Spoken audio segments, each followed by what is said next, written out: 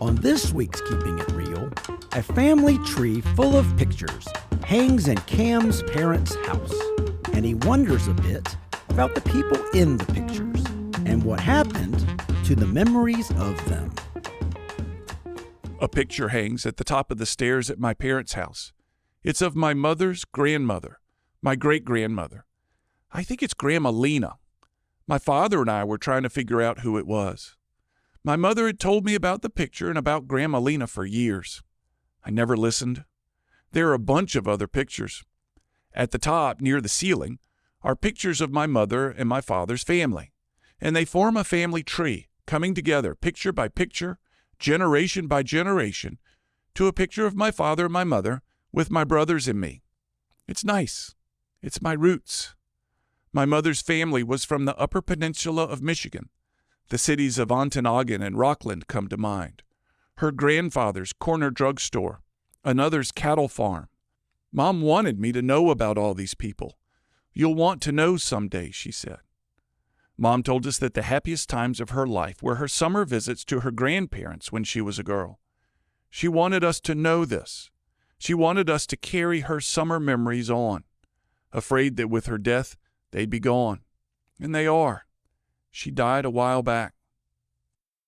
In a box in my father's attic is Grandma Leena's wedding china. It's carefully wrapped in brown paper, each piece brittle and delicate. Mom loved it. My father and I looked at the box. It's all hand-painted, he said. My mother's handwriting across the top, some of the china visible inside. You want it? He asked. No, I don't think so, I said. But don't throw it away. Maybe I will someday. That china just sits in the box. I don't know the last time the box was opened. A decade, maybe? If I were to take it, I'd put the china in my attic, where it may sit for decades more. Prior to my mother's death, she shared a lot of stories with us. And when she could no longer talk, she asked us to tell her stories of our memories of her, our favorite days, our funny adventures.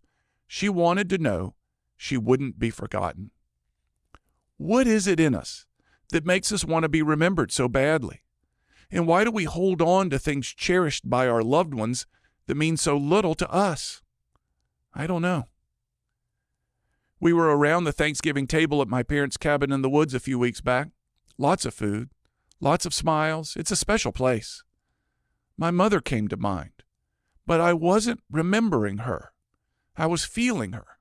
She was there with me, in me. I don't know. It sounds so strange to say, but it wasn't a memory. It was better than a memory. Again, I can't explain it.